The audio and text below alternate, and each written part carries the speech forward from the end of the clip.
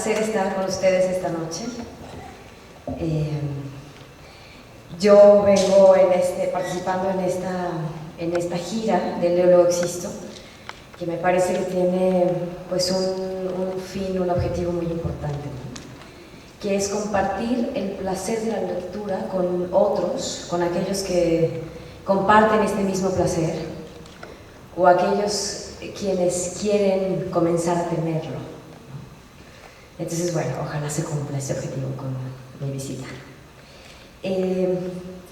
Yo voy a leer La Casa de los Espíritus de Isabel Allende, un fragmento del primer capítulo, fragmentos del primer capítulo, y les quiero platicar brevemente de qué se trata un poco este libro.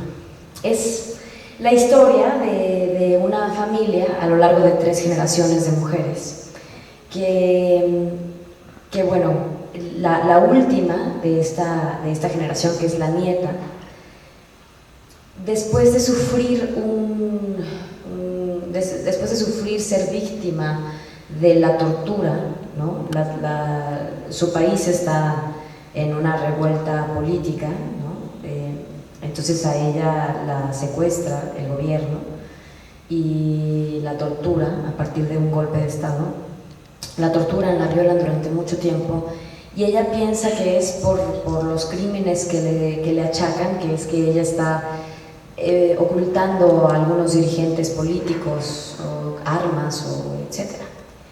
Y en realidad, a la mitad de su estancia en este horrible lugar, se da cuenta de que todo esto que ella ha sufrido es porque ha sido víctima del odio de una persona que tiene algo que ver con su misma sangre. Y ella quiere entender esto, quiere entender por qué es que le pasó esto a ella. Y para hacerlo decide escribir su historia, y para escribir su historia se remite a los cuadernos de contar la vida, como su abuela lo llamaba, que eran los diarios de su abuela. Y a partir de estos diarios ella empieza a contarse su propia historia y la historia de su familia, para a través de su pasado poder entender su presente y sobrevivir a su propio espanto, como ella lo dice. Isabel Allende es la autora de este libro. Hay cosas que están basadas en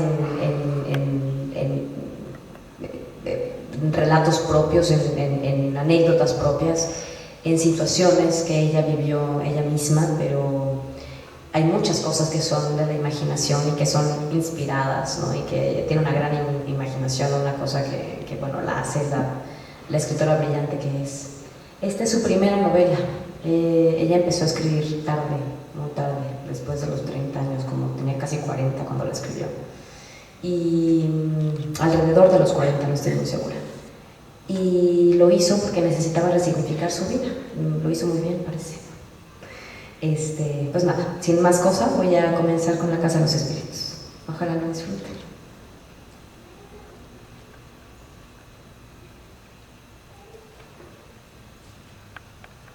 Capítulo 1.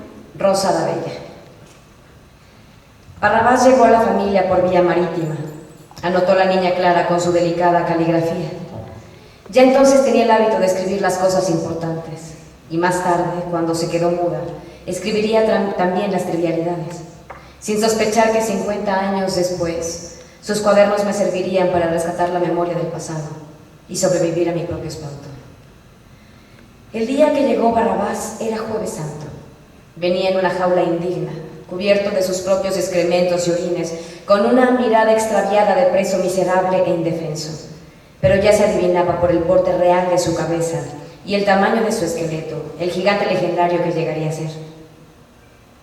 Aquel era un día aburrido y otoñal, que en nada presagiaba los acontecimientos que la niña escribió para que fueran recordados y que ocurrieron durante la misa de 12 en la parroquia de San Sebastián, a la cual asistió con toda su familia. En señal de duelo, los santos estaban tapados con trapos morados que las beatas desempolvaban anualmente del ropero de la sacristía, y bajo las sábanas de luto la corte celestial parecía un amasijo de muebles esperando la mudanza, sin que las velas del incienso o los gemidos del órgano pudieran contrarrestar ese lamentable efecto. Se erguían amenazantes bultos oscuros en el lugar de los santos de cuerpo entero, con sus rostros idénticos de expresión constipada. sus elaboradas pelucas de cabello de muerto, sus rubíes, sus perlas, sus esmeraldas de vidrio pintado y sus vestuarios de nobles florentinos. El único favorecido con el luto era el patrono de la iglesia, San Sebastián, porque en Semana Santa le ahorraba a los fieles el espectáculo de su cuerpo torcido en una postura indecente, atravesado por media docena de flechas, chorreando sangre y lágrimas como un homosexual sufriente, cuyas llagas, milagrosamente frescas gracias al pincel del padre Restrepo, hacían estremecer de asco a Clara. Era esa una larga semana de penitencia y de ayuno. No se jugaba baraja, no se tocaba música que incitara a la lujuria o al olvido, y se observaba dentro de lo posible la mayor tristeza y castidad, a pesar de que justamente en esos días el aguijonazo del demonio tentaba con mayor insistencia la débil carne católica. El ayuno consistía en suaves pasteles de hojaldre, sabrosos guisos de verdura, esponjosas tortillas y grandes quesos traídos del campo, con los que las familias recordaban la pasión del Señor, cuidándose de no probar ni el más pequeño trozo de carne o de pescado bajo pena de excomunión, como insistía tanto el padre Restrepo. Nadie se había atrevido a desobedecerle. El sacerdote estaba provisto de un largo dedo incriminador para apuntar a los pecadores en público y una lengua entrenada para alborotar los sentimientos. «Tú, ladrón que has robado el dinero del culto», gritaba desde el púlpito señalando a un caballero que fingía afanarse en una pelusa de su solapa para no darle la cara.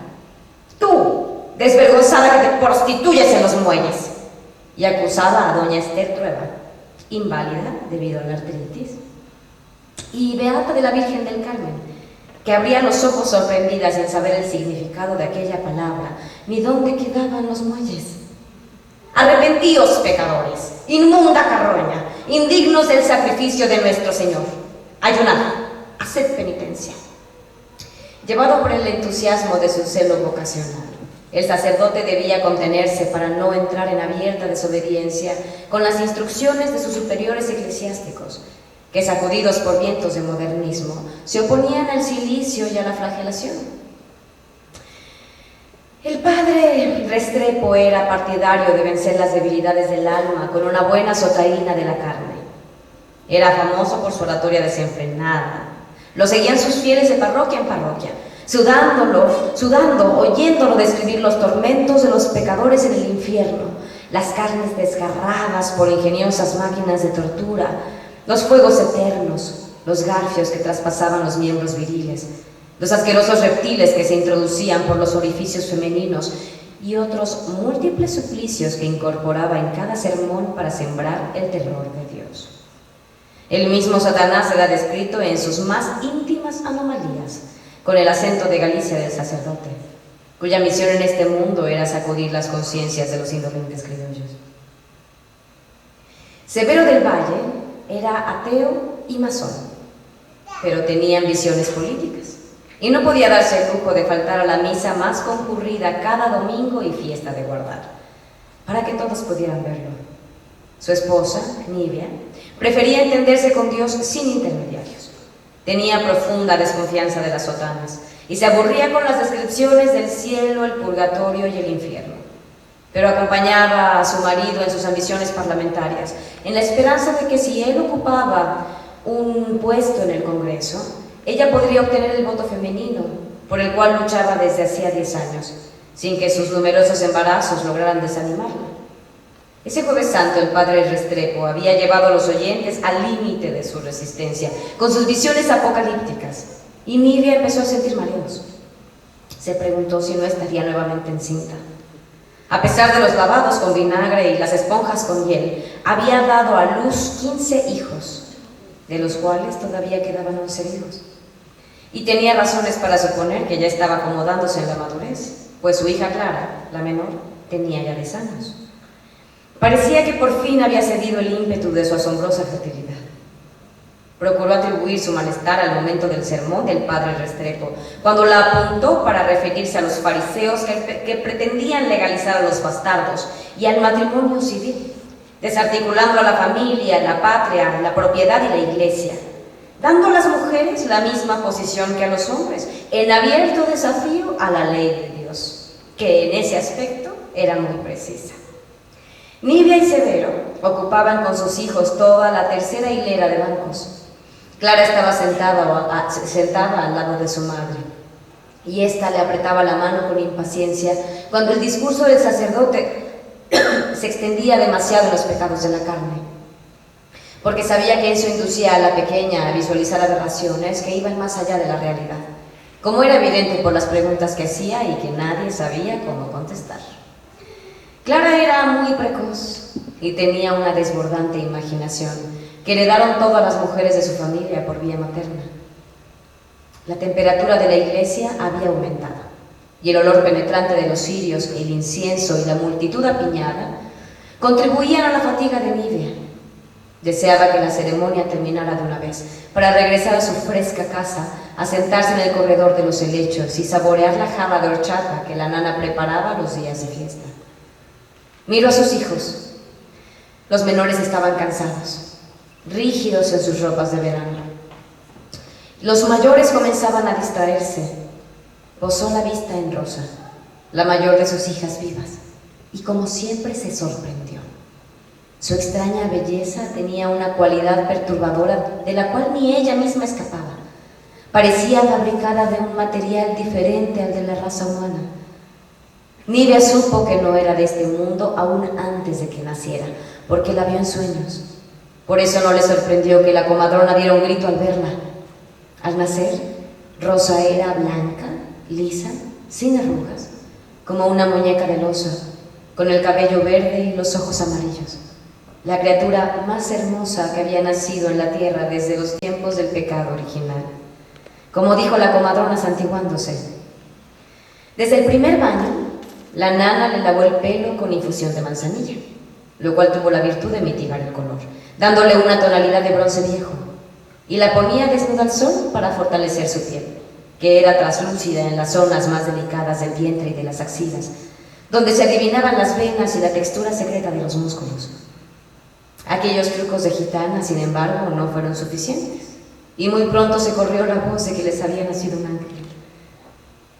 Nibia esperó que las ingratas etapas del crecimiento otorgarían a su hija algunas imperfecciones, pero nada de eso ocurrió. Por el contrario, a los 18 años, Rosa no había engordado y no le habían salido granos, sino que se había acentuado su gracia marítima. El tono de su piel con suaves reflejos azulados y el de su cabello, la lentitud de sus movimientos y su carácter silencioso evocaban a un habitante del agua. Tenía algo de pez, y si hubiera tenido una cola escamada, habría sido claramente una sirena. Pero sus dos piernas la colocaban en un límite impreciso entre la criatura humana y el ser mitológico. A pesar de todo, la joven había hecho una vida casi normal. Tenía un novio, y algún día se casaría, con lo cual la responsabilidad de su hermosura pasaría a otras manos. Rosa inclinó la cabeza y un rayo se filtró por los vitrales góticos de la iglesia, dando un halo de luz a su perfil. Entonces algunas personas se dieron vuelta para mirarla y cuchichearon, como a menudo ocurría a su paso. Pero Rosa no parecía darse cuenta de nada.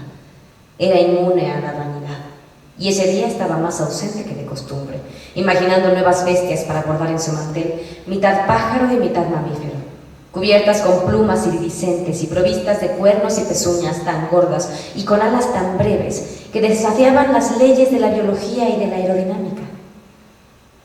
Rara vez pensaba en su novio, Esteban Trueba, no por falta de amor, sino a causa de su temperamento olvidadizo, y porque 2 años de ausencia son mucho.